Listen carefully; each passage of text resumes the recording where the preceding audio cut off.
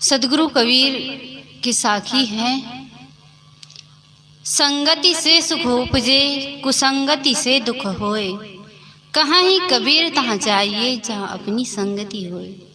सदगुरु कबीर कहते हैं कि संगति से सुख उपजे, संगति से सुख मिलता है, शांति मिलती है, और कुसंगति से दुख मिलता है और हमारा जीवन जो है अशांति से भर जाता है। इसलिए सदगुरु कबीर कहते हैं कि हमें वहाँ जाना चाहिए जहाँ अपनी संगति हो, जहाँ हमारे जीवन में सुख का स्रोत खुले, हमें सुख का रास्ता मिले, शांति का मार्ग मिले। वही सदगुरु कबीर कहते हैं कि वही अपनी संगति है। तो सदगुरु कबीर कहते हैं कि संगति से सुख उपजे। यह मानव जीवन में संगति का बहुत बड़ा महत्व है। हमारे जीवन में हमारे शरीर को चलाने के लिए जितना भोजन की आवश्यकता पड़ती है, उतना ही हमारे जीवन में संगति का महत्व है। भोजन से हमारे शरीर का पोषण होता है, वैसे ही संगति से हमारा जीवन बनता और बिगड़ता है। इसलिए सदगुरु कबीर कहते हैं कि मनुष्य जीवन में संगति का बहुत बड़ा महत्व है। इसलिए हम लोग को सोच समझ कर, विवेक कर, परख करके अपनी संगति करना चाहिए। हम ऐसे लोगों की संगत ना करें जिससे हमारे जीवन में दुख हो, अशांति हो, पीड़ा हो और हमारा जीवन नरकमय बन जाए। बल्कि हमें ऐसे लोगों का संगत करना चाहिए जिससे हमारे जीवन में सुख हो, शांति हो, हमारा जीवन उन्नति की ओर बढ़े, ना कि पतन की ओर बढ़े। सदगुरु कबीर कहते हैं कि संगति से सुख उपजे।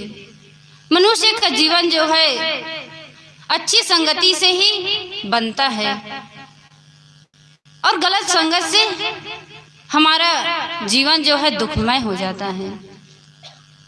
इसी पर एक दृष्टांत है। दो मित्र थे,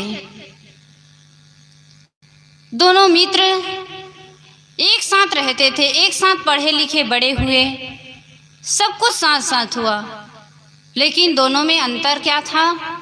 दोनों के स्वभाव में अंतर था। दोनों अपने जीवन में अलग अलग लोगों का संगत किया। एक व्यक्ति जो था, जो सदाचारी स्वभाव का था, वह अच्छे लोगों के संग करने लगा, अच्छे लोगों के साथ उठता बैठता था। और एक मित्र जो था वह गलत लोगों के साथ उठता बैठता था, गलत खान पान करता था, गलत रहन सहन में रहता था। तो इससे हम समझ सकते हैं कि दोनों का जीवन कैसा हो सकता है। तो जो सत्संगी स्वभाव का व्यक्ति था, स्वाभाविक सी बात है कि कोई गलत दिशा में जाए तो जो अच्छे मार्ग में चलता हो उसको दुख होता है। वो चाहता है कि इस संसार में जितने प्राणी हैं सबको सुख मिले, शांति मिले, किसी के जीवन में दुख ना हो। इसलिए जो सज्जन व्यक्ति होते हैं, वह कोई व्यक्ति गलत दिशा में जाता है तो उन्हें दुख होता है। तो उस मित्र को भी अपने मित्र का जो जीवन था दुखमय था, उसको देख करके वह दुखी हो गया। वह सोचा कि जैसे मैं अपना जीवन को सुंदर बनाया हूँ, वैसे ही यदि मेरे मित्र का भी जीवन अच्छा बन जाए तो फिर क्या पूछना। ऐसे करके वह मित्र को सत्संग में जाने के लिए कहता है, लेकिन जो मित्र था वह दुर्जन स्वभाव का था, इसलिए वह टाल मटोल करता और बातों को टाल देता था। ऐसे करते करते कई दिन बीत गए। फिर एक दिन जो सत्संगी मित्र था, जो सज्जन मित्र था, वह अपने मित्र को जिद करके सत्संग में ले गया कि मित्र जी, भले आप वहाँ बैठे या ना बैठे, चाहे संतों की वाणी को सुने या ना सुने, चाहे ध्यान दे या ना दे, लेकिन आप एक बार वहाँ चलकर तो देखिए। यदि अच्छा लगे उनकी बात तो उनको अपने जीवन में आचरण करें, और गलत लगे तो उन बातों को आप ध्यान ना दें, उसको अपने जीवन में आचरित ना करें। तो यह सब बात मित्र का सुन करके वह मित्र का मन तो नहीं था, लेकिन वह अपने मित्र का मान रखने के लिए उसके साथ सत्संग में आ गया। और आया तो जो सत्संगी मित्र था उसका तो रोज का काम ही था कि सत्संग में बैठना उठना। तो वह जो मित्र था वह आगे आकर के बैठ गया, लेकिन जो मित्र के कहने से तो आ गया, लेकिन वह सत्संग में जाकर के पीछे ही बैठ गया। कुछ देर बैठा, मुश्किल से 5 मिनट बैठा, फिर उसका मन नहीं लगा तो वहां से उठ करके चलने लगा। और रास्ते रास्ते जा रहा था, इतने में उसके रास्ते में पत्थर पड़ा हुआ था, वह देख नहीं पाया और उसकी पैरों में ठोकर लग गई और वह वहीं पर गिर करके उसकी मृत्यु हो गई।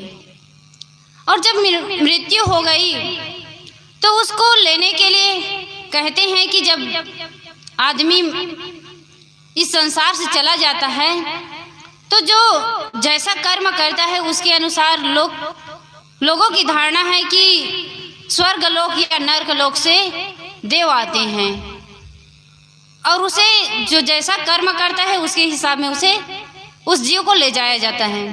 तो ऐसे ही उसकी मृत्यु हो गई और उसको लेने के लिए यमदूत आए, और यमदूत उसको उस जीव को लेकर के लोग चले गए और यमराज जी के सामने उसे प्रस्तुत कर दिए।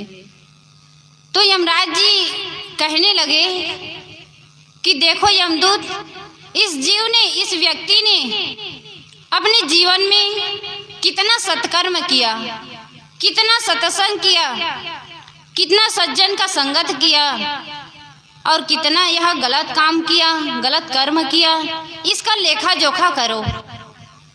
तो यमदूतों ने उसके कर्मों का लेखा जोखा करने लगा और करके कहा कि यमराज जी, इस व्यक्ति ने अपने जीवन में केवल गलत कर्म ही किए हैं, गलत लोगों के साथ ही उठा बैठा है और गलत काम ही किया है। तो यमराज जी कहते हैं कि ठीक है, इस जीव को अब नरक में डाल दो।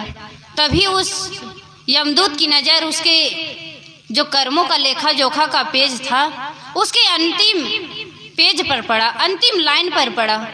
तो यमदूतों ने कहा कि ठहर जाइए यमराज जी, मेरे देखने में त्रुटि हो गई।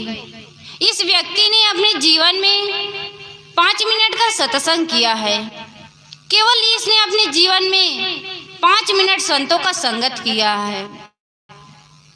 तो यमराज जी कहे कि ठीक है, इस 5 मिनट के सत्संग के बदले इसे कितना जीवन मिलना चाहिए।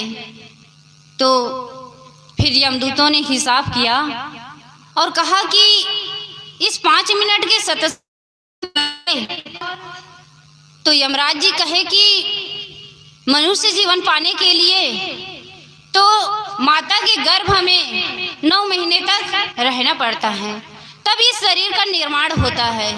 लेकिन इसे 5 मिनट के सत्संग के बदले 25 दिन का जीवन मिल रहा है, फिर यह कैसे संभव होगा।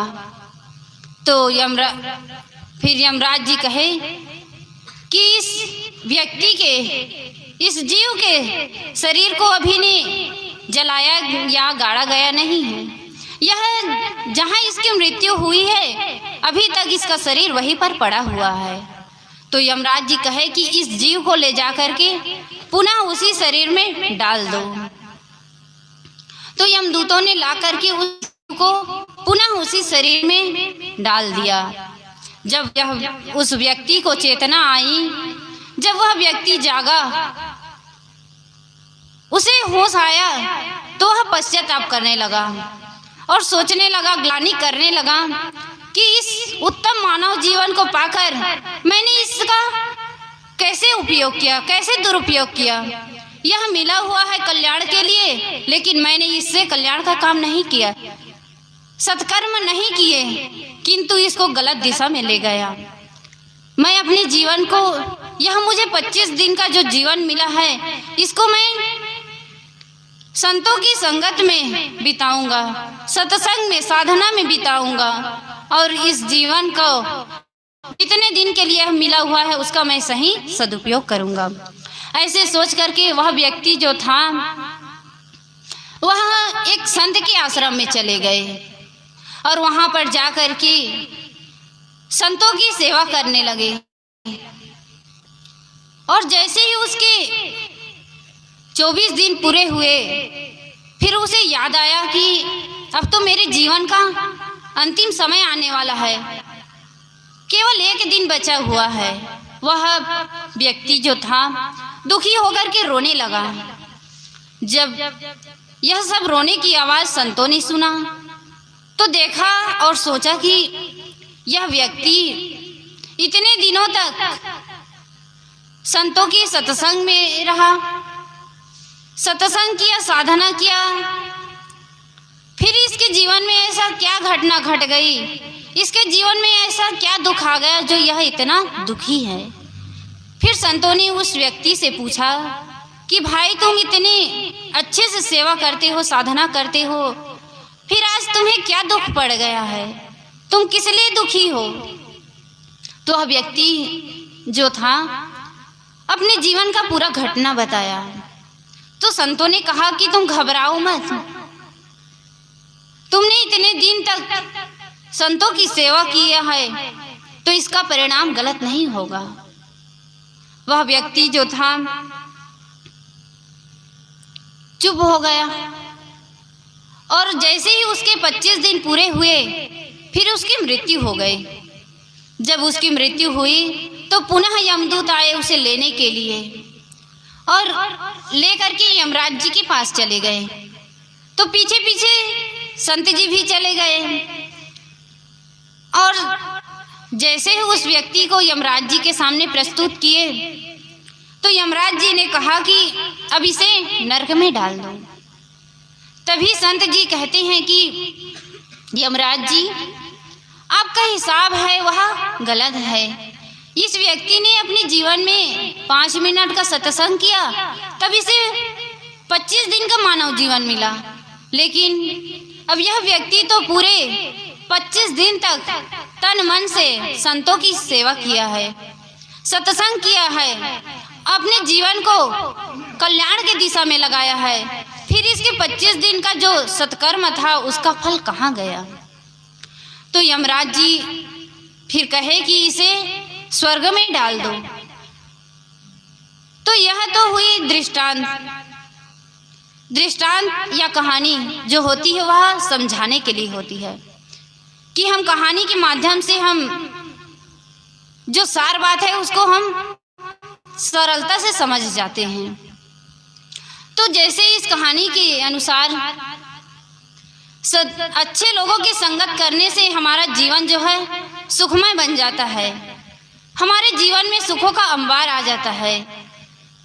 और यदि हम गलत लोगों के संग कर लें तो हमारे जीवन में क्या होगा, दुख होगा, पीड़ा होगी और हमारा जीवन जो है नरकमय बन जाएगा। तो सदगुरु कबीर कहते हैं कि संगति से सुख उपजे, इसलिए हमें ऐसे लोगों की संगत करें जिससे हमारे जीवन में सुखमय हो, शांतिमय हो। तो सदगुरु कबीर कहते हैं कि संगति से सुख उपजे, कुसंगति से दुख होए। कहाँ ही कबीर तहाँ जाइए जहाँ अपनी संगति होए। इसलिए हम अच्छे लोगों के संग करें। यदि हम अपने जीवन में जैसे संग करेंगे वैसा ही हमारे जीवन का रंग बन जाएगा। कहते हैं कि एक भजन में कहते हैं, सत्संगत से सुख मिलता है, जीवन का कड़कड़ खिलता है। मानव को जैसा संग मिले, कपड़े को जैसा रंग मिले, वह उसी रंग में रंगता है, जीवन का कड़कड़ खिलता है। जैसे कपड़ा होता है, यदि वह सफेद रंग का है और उसमें हम अपना मन चाहा कलर डाल दिए, रंग डाल दिए, तो वह उसी रंग में रंगा जाएगा। इसी प्रकार हमारा जो जीवन है, हम इसे जैसे रंग में रंगना चाहें वह वैसा ही रंग का हो जाएगा। जैसे पानी होता है, पानी में यदि हम कोई भी कलर डाल दिए, लाल कलर डाल दिए, पीला कलर डाल दिए, तो वह उसी रंग का हो जाता है। ऐसे ही हमारा जीवन है, यदि हम इसमें अच्छे कर्मों का रंग डालें, सत्कर्म कर लें, तो हमारा जीवन जो है सुंदर बन जाएगा। और इसमें हम यदि अपने कर्मों को गलत कर लिए, गलत खान पान कर लिए, गलत रहन सहन कर लिए, तो हमारा जीवन भी गलत रंग का हो जाएगा। इसलिए हम लोग को चाहिए कि हम अपने जीवन में अच्छे लोगों की संगत करें, और हमें यह जो मानव जीवन मिला हुआ है इसका हम सही सदुपयोग करें, तब इसका पाना सार्थक होगा।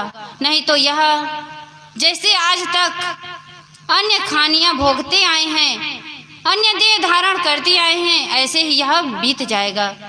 फिर इससे हम सुख और शांति नहीं प्राप्त कर सकते। बस इन्हीं शब्दों के साथ मैं अपनी वाणी को विराम देती हूँ।